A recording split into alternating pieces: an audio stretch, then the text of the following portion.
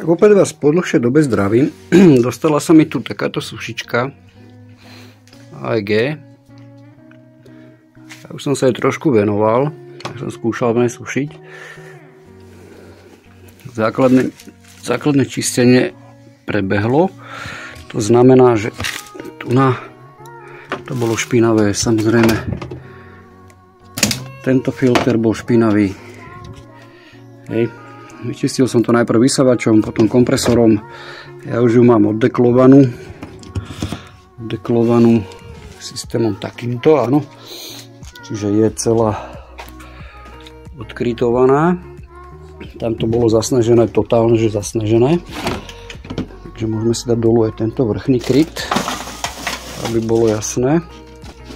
To teraz je už fešanda, ale nepomohlo. Hej. Základný problém, čo je, že prádlo poriadne nevysuší ani na najdlhšom programe, ani pri predvoľbe maximálneho sušenia, čo je ďalšie nejaké skryté menu tej pračky. Problém je ten, že nedostáva sa nám voda tu do tejto nádoby na kondens. Áno. Čiže je non-stop, tá nádoba je prázdna. Aj po 3-hodinovom, 4-hodinovom sušení plnej dávky prádla viac menej je prázdna. Hej. Takže vyčistil som zvonku, čo sa dalo. Bolo to plné. Keď máte sušičku, poznáte to niečoho takéhoto. Hej. Toto bolo úplne všade. Niečo takéto. Takže problém je ten, že tu je kondenzátor, funguje to kvázi ako klimatizácia, hej. Tu z boku je kompresor, štandardná klimatizácia, hej. Toto je ten kompresor. No a ten nám robí to, že tu je jeden radiátor toho kompresora a ešte vnútri v tom tele tu je druhý radiátor toho kompresora. Oni sú o seba opreté a sú oddelené takou prepážkou. A v princípe to má robiť to, že ten kondens, jak vám aj z klímy, či z auta, alebo v dome, ten kondens niekde oteká, tá voda, čo sa vyzráža, konkrétne to je tá voda z toho vlhkého prádla, lebo ten okruh vzduchu v tej sušičke je uzavretý, ona sa neťahá vzduch zvonku, tam koluje stále ten istý vzduch. A tým sa vlastne dostáva ten kondens do spodu tej nádoby, kvázi toho celého spodku, a vyťahne ho toto čerpadielko, ho má vyťahnuť cez túto hadičku modrú alebo zelenú, dajme tomu, do tohto. Hej, a to sa nedeje. To sa nedeje, lebo je to zanesené. Tie rebra, ja som ich vyčistil spredu, ale nestačí. Už to bolo tak hlboko špinavé, že tá špína sa dostala až donútra, do tohto radiátora až dozadu, aj sem do tohto radiátora až dozadu. Hej. Alebo kondenzátor, alebo jak k tomu chcete hovoriť. Tým pádom tam jednoducho nedokáže sa skondenzovať tá vlhkosť a sušička nesuší. Hej. Takže bude to musieť sa celé rozobrať, úplne komplet celé, bubon dolu, všetko dolu, vybrať to von, tie kondenzátory obidva a vyčistiť, zložiť naspäť a malo by to byť funkčné. Je to robotka tak na nejaké 3 hodinky bez cigy. Hej.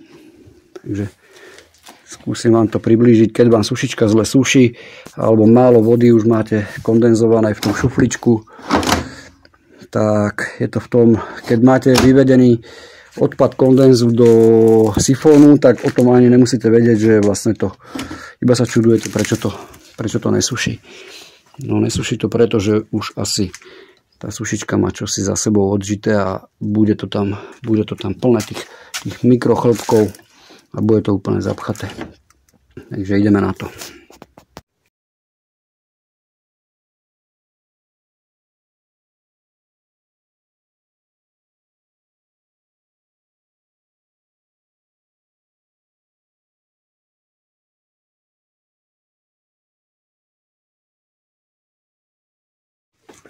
Takže po vybratí bubna, tam je, sa dostávame trošičku viacej ku tomu, vidíte tu na ešte pozostatky. No, to není tesnenie, to je tá špina. Tesnenie je až za tým.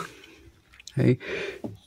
Takže teraz bude nasledovať to, že musí ísť von. Musíme odpojiť kabeláž od kompresora, musí ísť von predné čelo, lebo to predné čelo zase visí na celej tej nádobe, kde sú tie kondenzátory. Čiže kabeláž preč, motorček čerpadla na ten kondenzát, ten musí ísť von a rozpolíme to. Tieto skrutky nám vlastne to držia pokope. Takže budeme pokračovať v rozborke.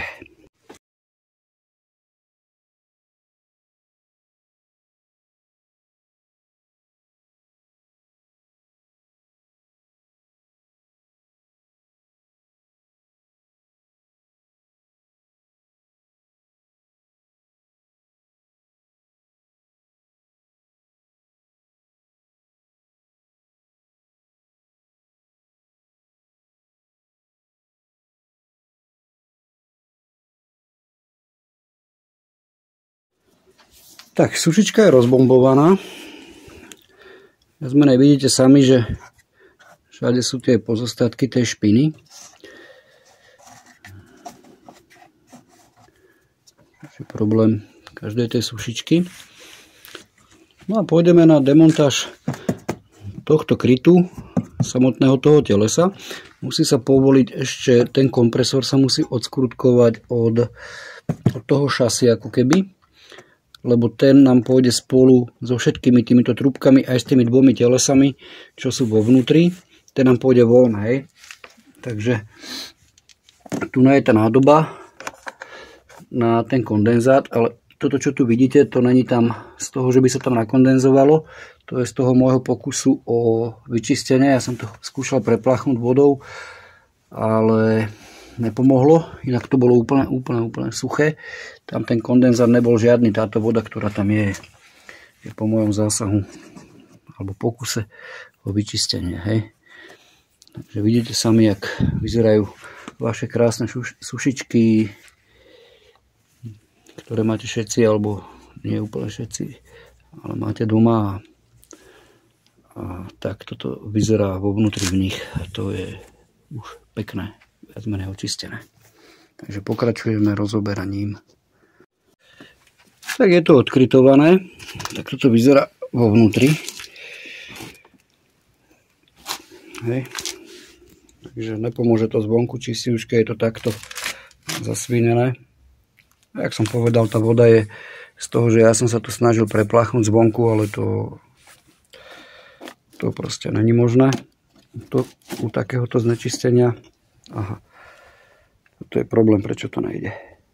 Toto je ten hlavný problém.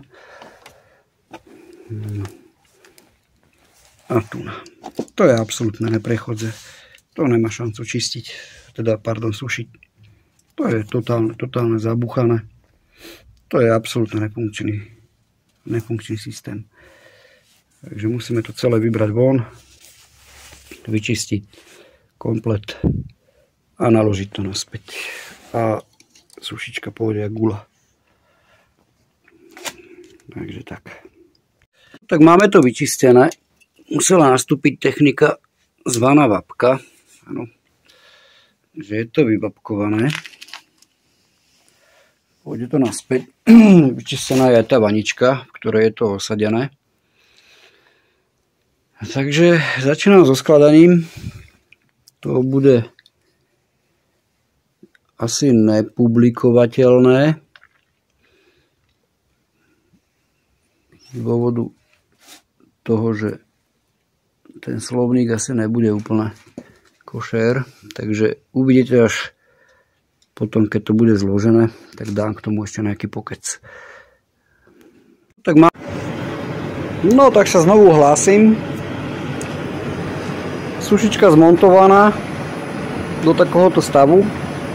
Bočné dekle, horný kryt sú tam není, aby som videl, ako to všetko funguje, či je všetko OK. Momentálne skúšobná prevádzka. Všetko vyzerá krásne. Je komplet vyčistená, všetky tie špiny, bordely a všetky veci, čo môžu tam proste vadiť a zapáchať, sú proste vyčistené. Takto sa nám to potúla. A vyzerá, že funguje.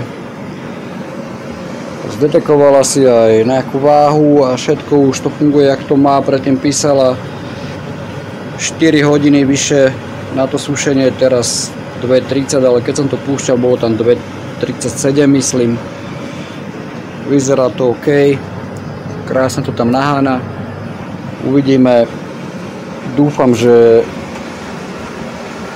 je to všetko funkčné. Zatiaľ sa to tvári OK. Celý problém bol v tom, čo ste videli. Takže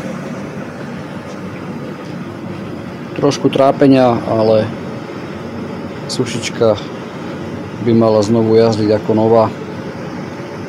Takže ďakujem, že ste si to pozreli.